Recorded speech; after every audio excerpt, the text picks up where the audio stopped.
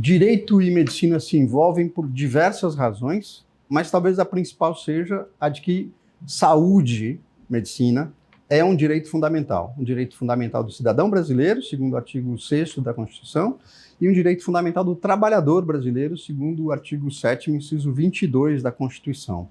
Também no trabalho, medicina e saúde são importantes, e se é trabalho, pode chegar o podcast da Escola Judicial da 5ª Região, Tribunal Regional do Trabalho da Bahia, examina hoje as relações entre direito e trabalho, entre direito e medicina, e para isso conta com a prestigiosa presença do procurador André Pessoa e da advogada Cláudia Viana, que tem nas suas vidas profissionais convívio estreito com esses dois assuntos e vão nos ajudar na conversa sobre os pontos de conexão entre medicina e direito. Obrigado, Cláudia, obrigado, André, pela disponibilidade de vocês.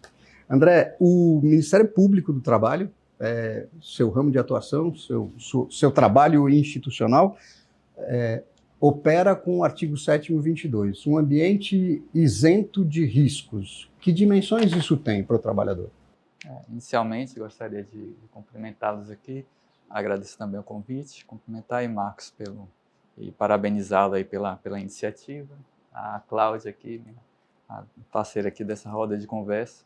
E, inicialmente, assim, acho importante assim, enfatizar, como você mencionou aqui, a questão das dimensões, né?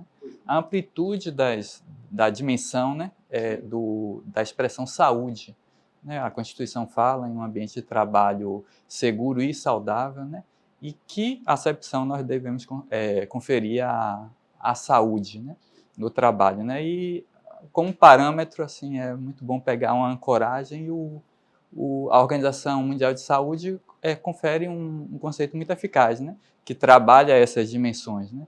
A saúde é um estado de completo bem-estar, aí, físico, mental e social, e não meramente assim, a ausência de doenças, de afecções, de doenças. Né? E aí já dá um bom ponto de partida para a gente compreender que quando estamos falando de saúde no trabalho, num programa, ele vai muito além do que a prevenção de doenças. Né? Então, devemos sempre ter em mente que devemos nos preocupar com a saúde física e aí com os aspectos físicos, químicos e biológicos. Aqui, os profissionais de medicina, né, estão sujeitos, né, submetidos, não só os de medicina, mas os profissionais de saúde de um modo geral. Quando falamos em riscos físicos na área da saúde, ainda temos um exponencial aí, que é agravante, que é também a exposição frequente a radiações ionizantes em atividades terapêuticas, diagnósticas. Né? Riscos biológicos são muito frequentes, né? Acidentes com material pérfuro cortante, com infecções, porque são profissionais que estão na linha de frente do atendimento da população. Então, são aspectos relevantes que têm que ser considerados em qualquer programa de gerenciamento de riscos. Né? E, por outro lado, outro aspecto, outra dimensão que deve ter um foco muito relevante é a questão da saúde mental. São profissionais, os profissionais de saúde de um modo geral, né? E os médicos aqui, atentando-se aqui ao tema em particular, eles estão submetidos a jornadas que impactam o ciclo circadiano, são múltiplos vínculos, plantões, e isso já tem vários estudos que apontam como isso compromete, né, a saúde mental. Então tem que ser todos esses fatores de riscos psicossociais, né, eles devem ser considerados. É uma profissão que está submetida a um alto grau de pressão, né, e como tal, os fatores de riscos psicossociais também devem fazer parte, né, do gerenciamento de risco, para que haja assim, essa observância dessa completa dimensão, de todas as dimensões que devem ser conferidas, né, à acepção de saúde no trabalho. Isso gera uma outra questão, porque derivada não diretamente disso, mas que vai impactá-la. Não sei se o senhor concorda. Os médicos hoje não são mais empregados. não é? Na verdade, os recepcionistas dos hospitais estão poucos, são todos pejotizados. Isto não enfraquece a busca de um ambiente saudável para eles, porque aí ele não tem a proteção das NRs, não tem a proteção da CLT, ou não, a gente pode passar por cima disso a partir da Constituição e dizer até o PJ tem que ter uma jornada controlada. Isso deve ser um objeto de preocupação latente, assim, porque, como você mencionou, Marcos, infelizmente é uma realidade, né? E nós temos tanto a pejotização como trabalho por cooperativas, como a prestação de serviço por intermédio de sociedades em conta de participação, enfim, a criatividade assim, é muito extensa, né? Às vezes, aparentemente, até aumenta o potencial de ganhos, né? Mas também traz outros aspectos, como supressão de direitos básicos como férias, direito à desconexão, ao lazer. Isso permite com que acaba na prática, sem adentrar em questões de eventuais fraudes, claro, mas a gente isso permite que a pessoa tenha uma infinidade de possibilidades de manutenção de vínculos. E isso assim acaba gerando uma fatiga excessiva e que acaba sendo um mal assim que todos nós enfrentamos e vivenciamos no dia a dia, né?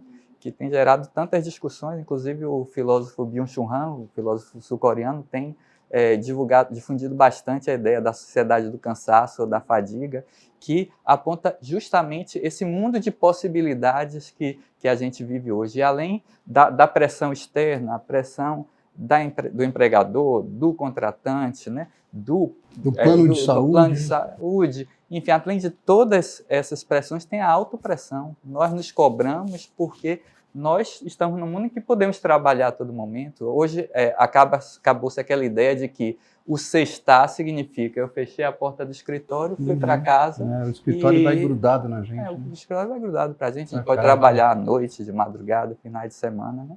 Então, realmente, como você enfatizou, né? Isso tem que ser muito pensado no âmbito da sociedade para a gente não não continuar seguindo nessa crise exponencial de adoecimentos relacionados a esses fatores psicossociais. E é bem interessante, se me permite fazer uma colocação, o link até nesse aspecto, porque quando a gente fala assim, direito médico, a medicina ela está no momento hoje de uma explosão de uma ideia de riqueza. As pessoas trazem a ideia do médico, a ideia da riqueza, do alcançar o luxo, numa sociedade em que você pensa que o ter ainda é o exemplo da felicidade. E que talvez o rever desses conceitos traga um repensar bem diferente. E agrega a isso uma ideia também de responsabilidade e suas consequências. Porque quando você coloca assim, eu vou ter um médico trabalhando em condições que hoje a gente não fala mais de condições de trabalho, de pejotização do médico, você pensa às vezes que o problema é só do médico com o empregador. E não pensa que o problema atrela diretamente ao paciente, ao cliente. Porque aquele médico que sai do plantão e tem diversos plantões, ele não é um médico que trata bem os pacientes. Porque para que eu tenha a qualidade do trabalho, para que eu alcance o status social que criaram o mito de que o médico tem que ser o rico, o médico tem que ser o bem-sucedido, e o bem-sucedido tem que ter o carro tal, o apartamento tal, a casa tal, postar viagens tais. Este médico tem que ter uma renda e uma apresentação tal.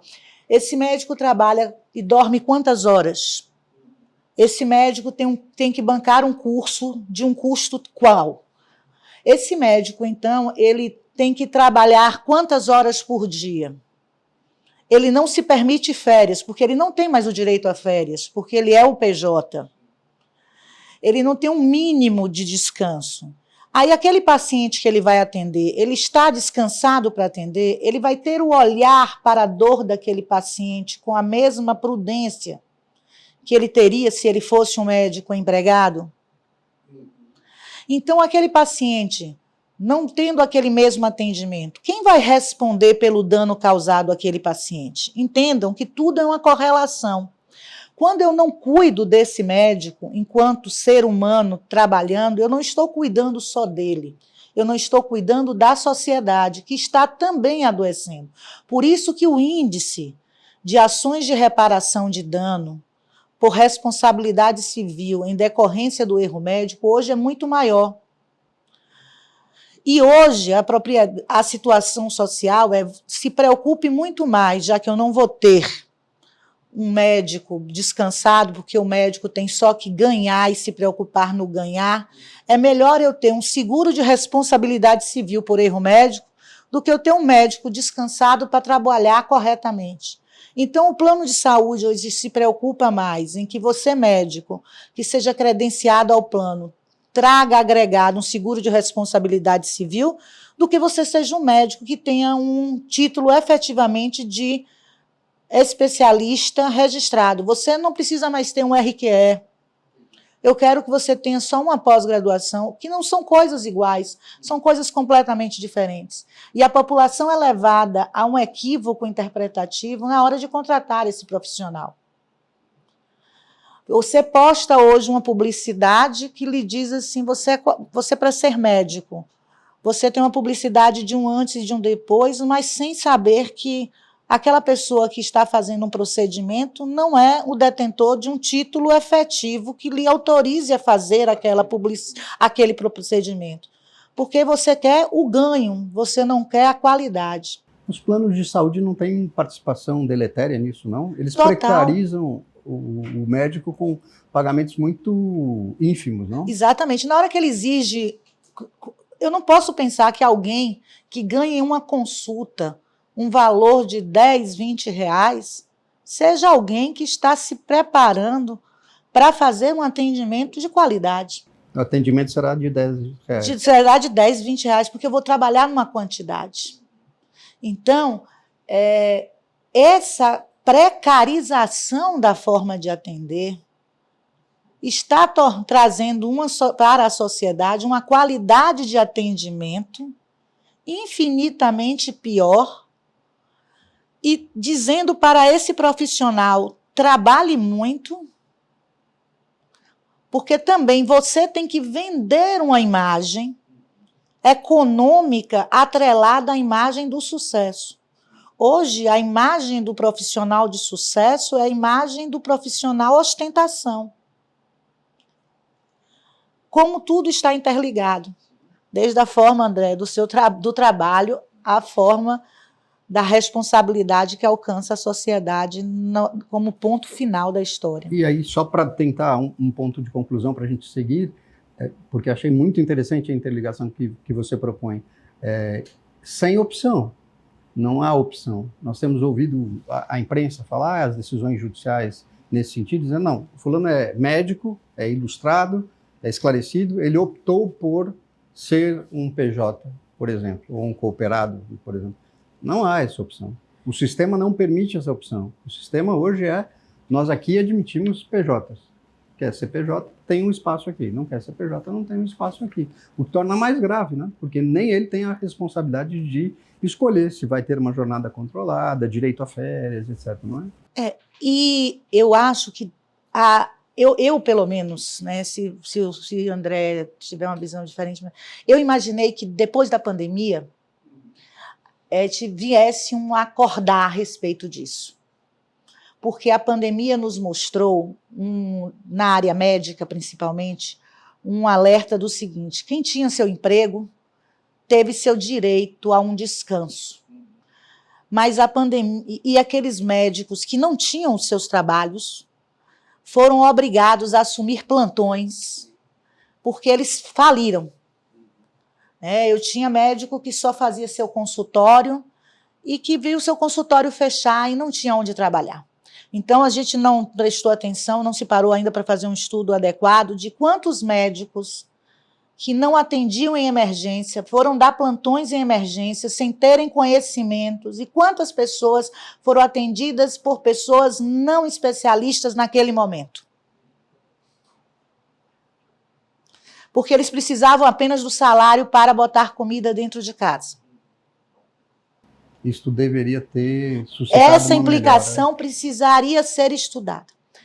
E hoje, eu não quero ser empregado, mesmo porque é uma escolha minha, ou porque colocaram na minha cabeça que ser PJ é mais eficaz. Será que realmente é bom não ser CLT? Até que ponto não é bom ser CLT? Tem uma humorista, mulher, que faz essa afirmação como graça no show dela. Diz: nós autônomos, porque ela é uma atriz, né, temos inveja de vocês CLTs, né, porque, na verdade, é o regresso a uma base mínima de direitos, né? A gente está considerando a CLT algo muito complexo. Não, a base mínima é descansar uma vez a cada 7 dias, um mês a cada 12 meses de trabalho, enfim. O Ministério Público, André, nessas intervenções de tutela da saúde do trabalhador, acaba pegando, no meu ofício de juiz eu já encontrei ações coletivas assim, hospitais. E aí dentro do hospital vai ter todo tipo de espécime. Terá o PJ, o cooperado, o terceirizado e o estatutário, porque em geral os hospitais são públicos, né? Como é que fica a questão da competência para essa solução, André? Nesse caso, o meio ambiente do trabalho ele é indivisível, né? Então não tem como você ter um ambiente sadio e seguro para terceirizados e não ter para cooperados, não ter para estatutários. E então a gente está numa situação em que a gente tem que reconhecer que é uma indivisibilidade do meio ambiente de trabalho. E então o meio ambiente de trabalho tem que ser assegurado para todos. E atenta a essa evolução, inclusive, a NR1, que trata do gerenciamento de riscos, ela inclusive mudou a nomenclatura, já não fala mais em empregador, fala em organizações, né? E é preciso que tenha uma gestão, se trabalhe o ambiente do trabalho, a organização e também os processos de trabalho. Aí, nesse ponto, a competência, inclusive, é pautada no entendimento do Supremo, na súmula 736 do Supremo Tribunal Federal, da Justiça do Trabalho. Nós, como você salientou, Marcos, como Ministério Público, né, ajuizamos, inclusive, diversas ações para resguardar o meio ambiente de trabalho na administração pública, que tem essa característica multifacetada, abrangendo diversos vínculos. E em reclamações constitucionais, o Supremo já decidiu que essa discussão ela não afetaria a decisão na DEI 3395, que vinculou a decisão em relação ao regime estatutário e à justiça comum. E é interessante também lembrar que nessa linha foi levado a DPF a 1068, né, para o Supremo Tribunal Federal. No momento tem já a decisão do relator, o ministro Flávio Dino, de que a competência para as ações coletivas envolvendo o meio ambiente do trabalho, inclusive relacionando a súmula 736, da Justiça do Trabalho. Né? Agora, o Ministério Público sempre vem adotando esse entendimento, inclusive da sua coordenação nacional, que trabalha com a administração pública, a CONAP. E uma coisa é importante se esclarecer: a competência para atuação nessa esfera coletiva, para a promoção e proteção do meio ambiente de trabalho rígido e seguro, né? O que não se confunde com a competência para eventuais questões individuais dos servidores de natureza patrimonial que decorra dessas discussões, porque aí estaria a competência vinculada à justiça comum. Inclusive, essa foi o voto do ministro relator, né? No momento está com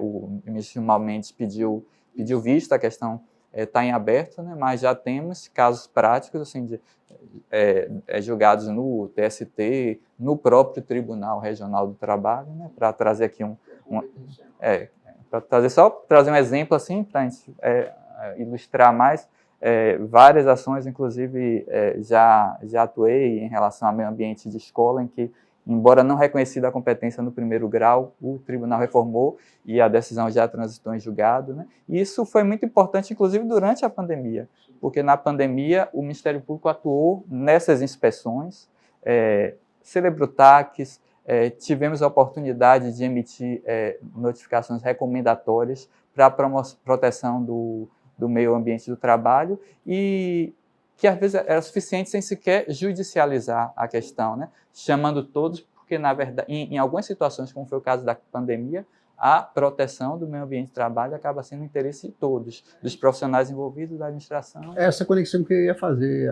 a exposição da Cláudia no momento anterior.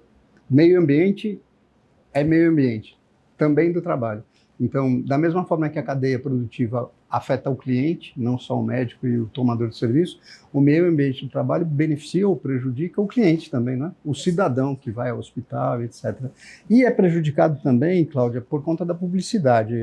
Você acabou de dizer o antes e o depois, que a gente vê que nem é antes e depois do Photoshop, às vezes, né? Quais são os limites do direito para a publicidade dos médicos? Hoje, o Conselho Federal de Medicina ele já deliberou, através da Resolução 2336 de 2023, limites específicos a respeito disso. Infelizmente, porque as pessoas ainda não prestam o devido cuidado na forma de se expor quanto à publicidade. Mas a legislação ela é própria, ela diz que eu posso fazer o antes e o depois, mas sem fazer a ostentação, sem fazer o exagero, porque a obrigação do médico ela é uma obrigação de meio.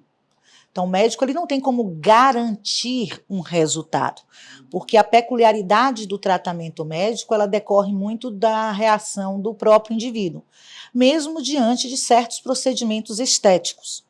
Porque vai do seu organismo, vai de como você se comporta no cuidar do procedimento, de como você vai atuar na hora de atender as orientações do médico. Um esse é o que se pretende seguindo um protocolo adequado. Então, é possível fazer a publicidade através das redes sociais, mas essa publicidade nas redes sociais você deve seguir a explicação técnica, onde deve constar o número do registro do médico, onde deve constar se ele é um especialista e ali constar o RQE dele, que é diferente de ter uma pós-graduação. O que é RQE? Desculpe, RQE é o registro técnico, porque o RQE, o médico, diferente do profissional do direito, a pós-graduação não significa ser um especialista para o médico. O especialista para o médico é aquele que fez ou a residência na área específica, ou ele fez a prova para obtenção do título de especialista naquela área. E ele é registrado no conselho dele como um especialista. Ele pode constar. Vai constar um registro, tem lá, RQE e tal. Então, ele vai ter o registro como especialista em cardiologia, em pediatria, em endocrinologia. Então, só fazer a pós-graduação não confere a ele esse título de especialista. Então, ele vai estar fazendo parte da sociedade de pediatria, ele vai fazer parte da sociedade de cardiologia, como especialista naquilo. Então, tem que constar esse registro específico, se for o caso. Então, essas habilidades próprias para que ele possa fazer a publicidade naquela área, naquela atuação específica. Inclusive, com relação aos preços, hoje até isso é possível ser feita a publicidade de forma específica, sem também fazer essas vinculações promocionais exageradas. Isso é possível. E sem vincular fatos que sejam inverídicos. Então, tem uma resolução própria para isso. O preço pode. O preço pode. Você não pode colocar, porque é entendido como uma informação adequada. E objetiva. E objetiva. Saber quanto custa para poder me interessar por isso. Exato. Há algum impedimento ainda na ideia de controle do direito sobre os médicos, sobre a divergência? É uma questão que o mundo do trabalho me oferece sempre. O empregado vai ao seu assistente, ao seu médico assistente, que lhe dá 8 dias de afastamento. Ele, então, leva o atestado para a empresa, o médico da empresa diz, não, 8 não, 2. Isso aqui não precisa 2. Perfeito. Há alguma regra para isso? O médico do trabalho, ele pode discordar do período de tempo que o médico que eu fui deu para o afastamento, porque pode ter uma discordância quanto à complexidade do caso, a terapêutica, não há nenhum problema nessa divergência, Certo. desde que ela seja fundamentada, certo? Não há problema nenhum. E aí valerá para o empregador o que determina o médico do trabalho. Sim. Se a empresa detém um médico do trabalho para avaliar aquele caso, o que o médico do trabalho entender como adequado é o que vai ser aplicado para aquele empregado. A fundamentação é expressa. É expressa. Ele precisa escrever Exato. o que aconteceu. Como Olha. também é importante observar que o sigilo do quadro também é importante, porque o paciente ele tem o direito de guardar o sigilo da sua patologia. E ele só falar para o médico, não vir constando expressamente o CID no atestado. Ele pode pedir que não conste e ele revelar apenas para o médico do trabalho, para preservar a sua privacidade. Ótimo. O Ministério Público já enfrentou essa questão dos médicos do trabalho que cortam licenças? Não, é muito importante essa abordagem que trouxe aqui a Cláudia. A grande preocupação do Ministério Público é a interferência indevida das empresas nessa autonomia técnica do médico, né? E na aplicação das boas práticas médicas, seguindo o Código de Ética Médico. Porque o que a gente acontece muitas vezes são as empresas que não são empresas que devem ser tidas como exemplo, mas infelizmente, né, é possível, né, se verificar no plano prático, que para alcançar determinadas metas ou camuflar situações de adoecimento, né, impõem condicionantes aos próprios contratados, para que seja no acompanhamento do plano de controle médico de saúde ocupacional ou na apreciação de pedidos de afastamento, né, por exemplo, não se vincule um caso em que é evidente a presença do nexo técnico epidemiológico previdenciário que não vincule aquele caso, né? E aí é importante que o profissional exija o respeito à sua autonomia técnica e às boas práticas e não permita essa interferência. Mas a gente não fala de interferência, entende, André? Você está falando de compreender a divergência terapêutica, que são coisas totalmente diferentes. Então, assim, eu posso compreender, porque é a mesma situação quando você leva para o INSS. Vamos raciocinar o exemplo do INSS. Muitas vezes a gente tem um paciente, né, que vem com a informação de que o médico tal entende que ele deva ficar afastado por 60 dias. Vai para a perícia do INSS e o perito do INSS entende que aquele paciente não deve ficar afastado 60 dias. Isso acontece? Acontece várias vezes. Aí você tem uma divergência de compreensão de como deve ser conduzido aquele caso. Vai ter que ser feita uma análise por um terceiro profissional da área técnica para saber que situação vai ser resolvida aquilo. Então, não é. É porque a medicina não é uma ciência exata. Então, nós não estamos falando em usar de assédio, não estamos falando de imposição. Estamos falando de divergências terapêuticas. Eu posso entender que a terapêutica é A, você pode entender que a terapêutica é B, e adotarmos qual desses segmentos a gente vai dar. É nesse sentido. Então, o médico do trabalho também tem autonomia para entender qual a terapêutica adotada, certo? Nessa divergência, aí você vai ter que usar do judiciário para saber qual vai ser o esclarecimento. E um terceiro, um perito, outro, é quem vai auxiliar o judiciário, no caso o magistrado, em uma demanda para decidir esse fato. Mas essa operação que é lícita, da divergência... A divergência, sim. Então, ela se torna ilícita quando fruto de pressão do empregador perfeito. que diz, não quero licença maior do que 2 dias. Né? Pronto. O plano vai ser um braço também só 2 dias. Como também ela passa a ser ilícita, se o profissional... se o funcionário passa a usar de mecanismos indevidos para dar e apresentar atestados inadequados. porque a gente também tem que lembrar que isso pode acontecer. Sim. Eu posso também ter aquele empregado que apresenta atestados indevidos. Eu advoguei durante 20 e tantos anos só para hospitais, para vocês entenderem. E nessa vivência de advogar só para hospitais, infelizmente, não foi 1, 2 ou 3 vezes que eu tive que oficiar o Conselho de Medicina aqui, informando, recebemos um atestado tal. E o paciente, o empregado aqui, o médico do trabalho identifica que é incompatível o que está descrito no atestado com o quadro clínico do paciente. Pedimos que seja instaurado um procedimento junto ao Conselho de Medicina para averiguar este fato. E aí, o próprio médico que deu o atestado vem e diz, o que eu disse não foi isso. Ou seja, o paciente fraudou o atestado que ele tinha apresentado. Isso acontece, infelizmente, Muitas vezes. algumas vezes.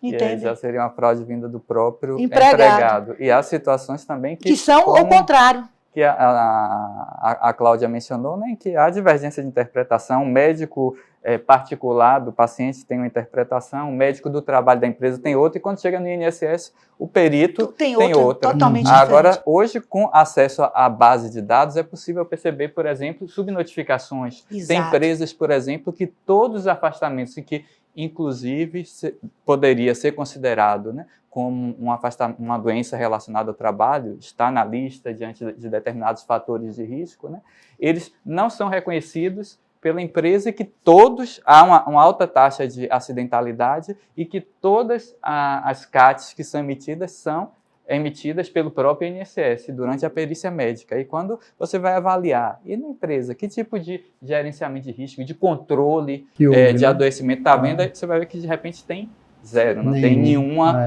notificação advinda. Aí são casos assim que chamam a atenção do Ministério Público, e esses casos de subnotificações, e aí tem que ser avaliado se está havendo alguma intervenção na autonomia médica. Né? A gente não está falando mais de autonomia médica, mas de dolo contra o interesse e a proteção da saúde. E nesse ponto, assim, é importante, inclusive, que os médicos, quando sintam que estão sendo exigido esse comportamento por parte dele, né, que leve às associações de classe, ao Conselho Regional de Medicina. A experiência é positiva? O Conselho atua?